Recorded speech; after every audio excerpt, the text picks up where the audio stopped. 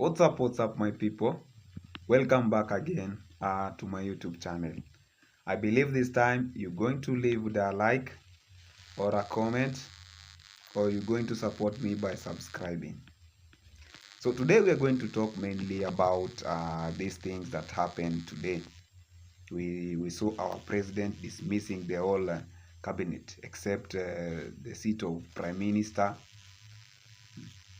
and the deputy president. So to me, that was a clever move because if our president made a mistake of maybe dismissing some few members inside that cabinet, it could have created a mayhem. And when I say a mayhem, what I mean is it could have created a very, very big political differences, and you could have seen so many bad comments on the internet. But you say most of these are dismissed CS, like for example, Aden Duale. He later commented on the internet. He said, thank you, Mr. President, for giving us this chance to prove to Kenyans, or for giving us this chance in the government. That was a plus. That's what I can say. Most of these CSs have been, going on live Twitter, commenting and saying, thank you for giving us a chance in the government. At least we had worked for some time. But you see, most of these CS, they were awarded these seats, when our president was young in this presidential seat. Most so he awarded those seats or appointed those people based on friendship, based on the royalty that they had with him during the campaign. Not knowingly knowing that these people I'm appointing, they are incompetent in this office. For example, let me look at the case of Ababu Namwamba. Ababu Namwamba, that man, I think he was just a writer. He was a blogger, a very good blogger. He can write very good blogging things.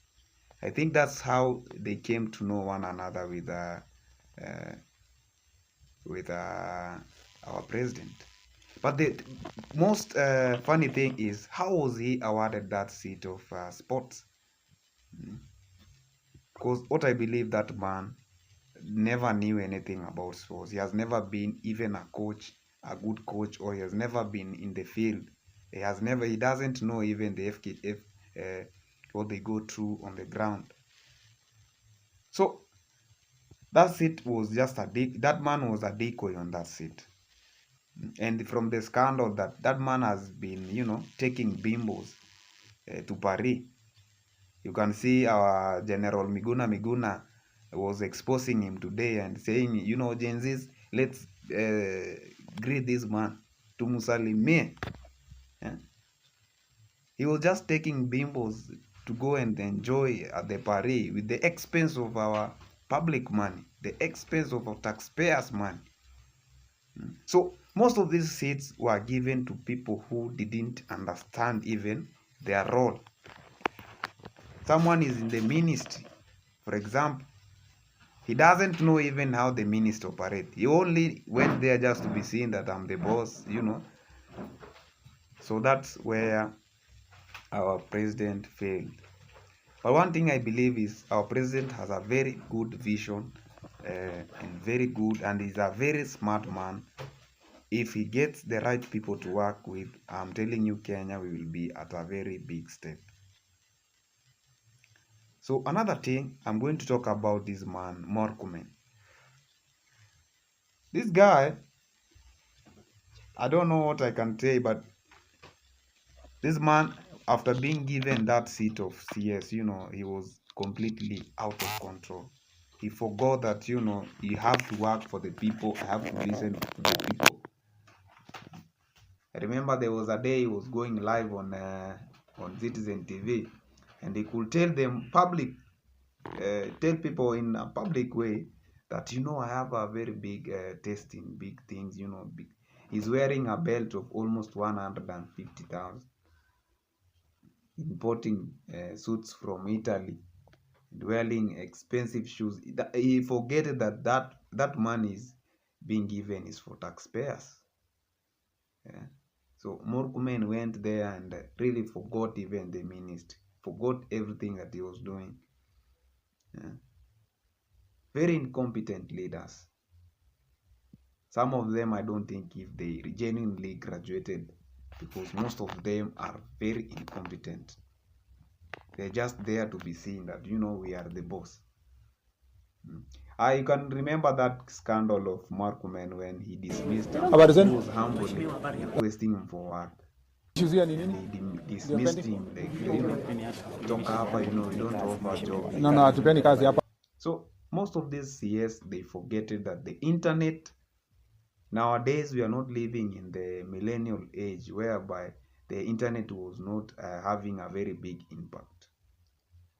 There is no way I can elect you to be a leader and you are showing me how you are flaunting big bundles of money, eating well, lavish lifestyle, and you are posting it on the media. And I'm the one paying that tax that you're enjoying. No, people will not take that as an easy thing to swallow. So what I would like to comment again is on another CS, Abel Mtua. Abel Mtua, when he went to the ministry, now he forget. You forget working for the people. Unasikia tu I don't know the scandals of what, traveling a lot. Then you forget, like, I'm a leader, I'm having people who I'm representing, or I'm having, if yes, we did not elect them, but they were given the mandate by the president to take care of a certain category in our government. So these guys really failed us. That's what I would like to say. They really failed us. Let me talk again about Chirchir. Yes, he's the tribesman. He's one of the tribesmen of His Excellency. Chirchir did not know how to manage the electricity. If you remember very well, we had power shortage. Hadi power ikapotea hadi State House. And people were wondering, this thing has never happened. Why? So Chirchir was another case.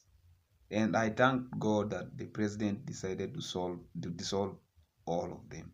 And let it be true that, let it be not that they are doing these things, or maybe on lying us, or maybe they are doing this thing to, make the tension go down. What we don't want is to see those guys occupying the seats again, because we are the Gen Zs and we still have the power to go back to the street and fight. Yes. If you remember very well, on my last episode, I talked about how the president deputy talked about these people, the NIS boss, and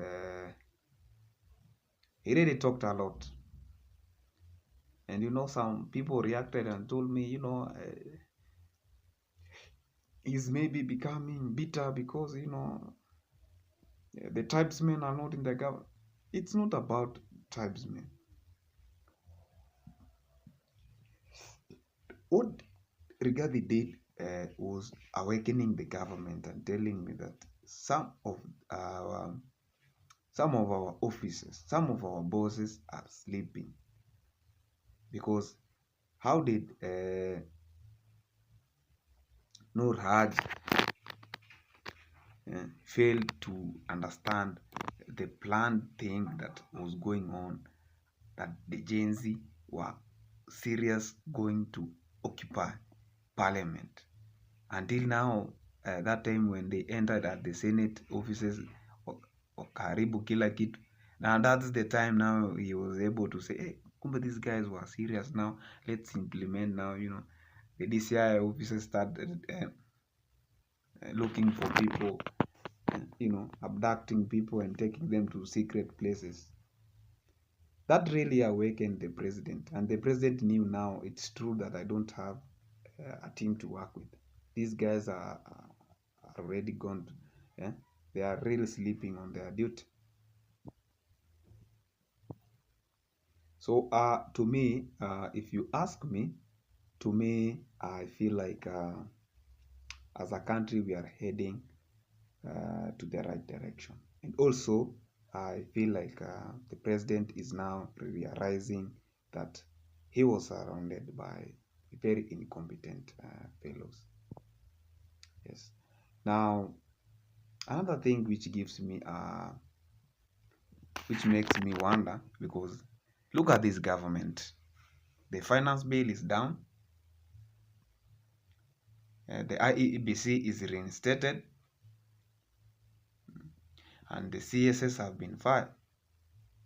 What does it tell us? At the beginning of the year, I believe I was telling you how this government is going to change things. But you see clearly, now if the government itself, uh, the finance bill, they have sat down and say, this round we had promised Kenyans a lot of things. Now we have this finance bill now. It must pass so that we can implement our goals. So the next thing is this government going to fulfill what it promised to the people of Kenya? Are they really going to deliver how they had promised the people of Kenya? So that is the big question. If you look at the ground very well, but this thing is not a very new thing, because also Mwai Kibaki had to dissolve his cabinet when the new constitution scandal was going on, the 2010 constitution. So I think we are at a point of realization where the president is now realizing what to do and what not to do. So guys, I want you to give me your comments on the I want you to give me your thoughts in the comments below and tell me what are your thoughts about this. How is this president going to handle these things that are happening right now on the ground? Because most of them are saying that the Gen Zs are leaderless. These guys are being supported by some big businessmen who are running the country. Some are saying, we want to oppose maybe a certain tribe is opposing the president. But some people are saying, no, there is high amount of corruption in Kenya. So, my viewers, I need to tell you that in the course of this week, we will know the bitter and we will know the real truth which is lying underneath. And we will know who is who and who is doing this and who is not doing and who is sleeping doing his duty. So guys, I want to be honest and tell you that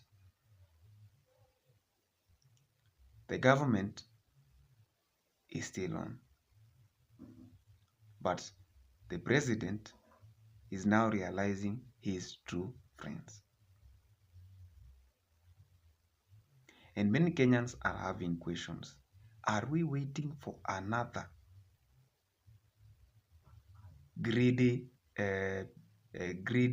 Kenyans who will again occupy the office and misuse the public fund and later get fired? Are we really gaining any public funds? Because what we usually feel like is there is always another thieves who will be elected to that position or will be appointed. Those are the questions I'm going to leave you with. How is the president sure that the people now is going to choose are going to take care of Kenyans? They are not greedy as the previous cabinet. So that is the main question. Or they will also steal the money and go. So that's where also the government needs to consider and look. So guys, let's be patient and wait for the next video that I'll be pulling it up, or I'll be uploading it, and I believe everything will be fine.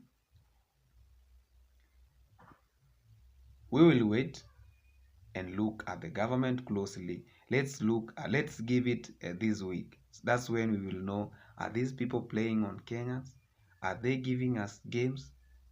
Are they just trying to give us reasons so that we cannot go back to the street?